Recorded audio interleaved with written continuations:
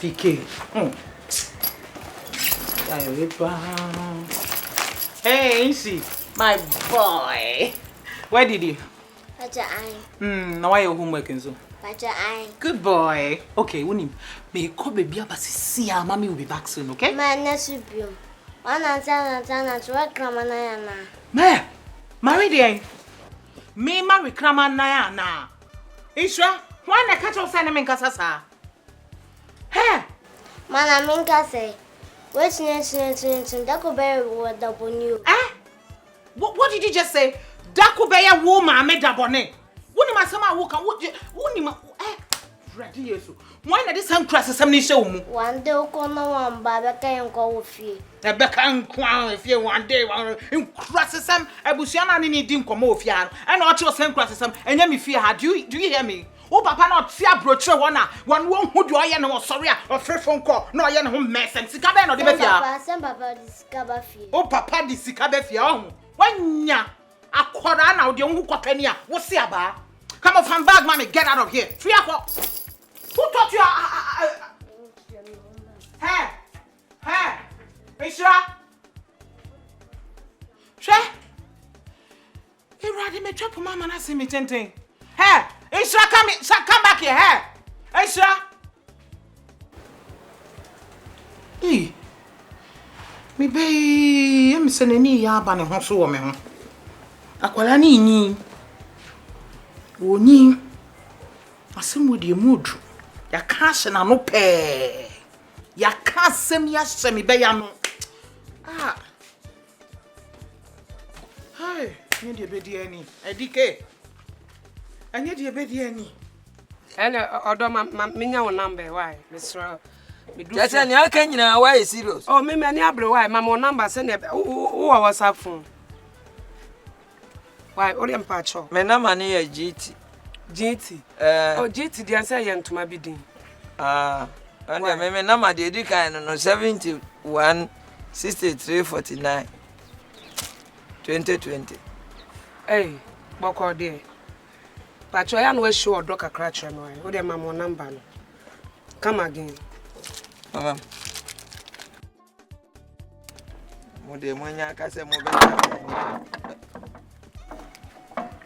Excuse me. But your wife ni ana. Eh, too good. Around say, Madam Pacho, ono na ebisa question nya me Pacho. Pacho ade bia me twem wa me guy bia me pese me no ye wi ntina. Me wo na wo pen no na wo bisa ne say ne wife ne me.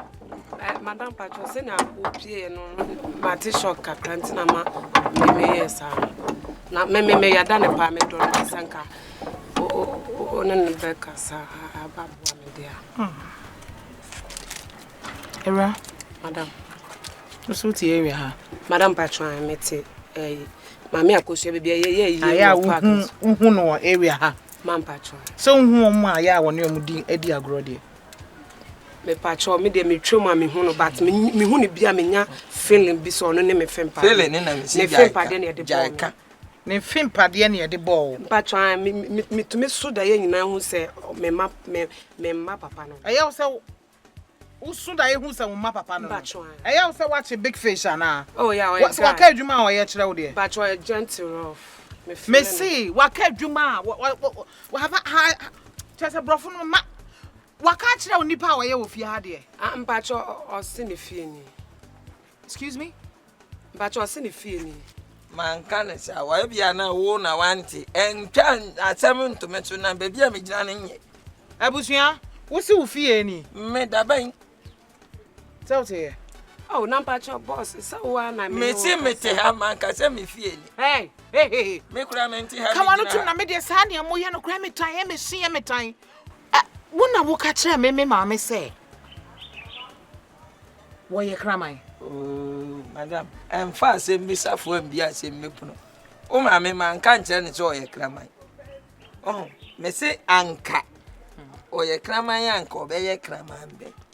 Ana obisa me say nti no so ye bangalo ayi kraman am si da bi untimi nya bangalo kraman na ubi evia ni senia wo abrabo no bi madam ne aye de I some person me call ka because we buy so abese yen komo no ati ase Ewra me baaye no me wo me fie no me ma ba beto me mo me baaye ma boaboa mo na me de number so abese bibia nti what impudence what effrontery bi won say obi akono de odompo so ba I say channel jo o ba ya say opese wo come so Ewra free akọ ma me nweme onia me hala wati kwa madam si kwa me last number 46 what you say last number no why kwa what you waka mati me de betwa lotu Ewra out oh madam nya botra on na criticize hey my wife to be sam wo ba ha ya ji aware ya wa ha nim de opese men fa asam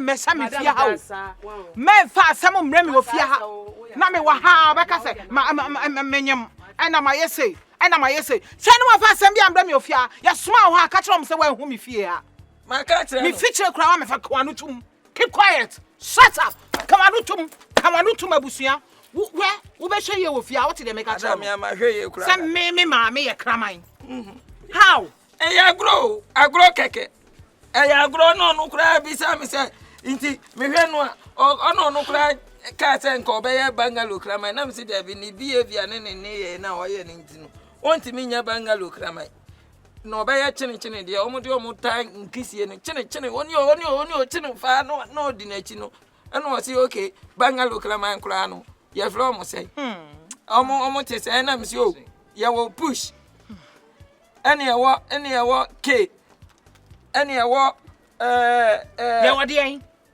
push ni K unzo omo what kraman di din ya friend K da wo kama asem ahun abusuan wo kama asem ahun oh madam abusuan wo kama asem wo fa bibia serious wo behwe ye wo fie ha sune wo behwe ye wo fie ha ana wa sha ase ma bepe wo no men ko fa asem mra me fie ha wo awu kakrama ya sama ne me banshira ka bi a kire me no wo be hwe yie madam e de bia TV so kama ya sama me kan ya de ti ende na nhira ni ho ende bia wo ma me na ma no fela ne de a me kan na nhira kura na wa jai kasa na me nya tie me kwaba na me ba wo me ne wo ye nwie what did make a chop me ba me ne wo abusua ye nwie pacha o de gesia ni bia to bag mu oh me kan o kra onya kraman a anka unko enya akrantie na wo kochi nipa akrantie enya be ma akrantie kese ni bi na wo kofa oba ba ha abepem ya oya o jolosi mi tifia mu hu mi so mfaso hwese oba mu a wasi mi pan abeka chem se busua ono kra mistake o yen se wan kan blofo kan I love you kra anka mejitum ba o se oya da me o kakra na odibiti mi eya oya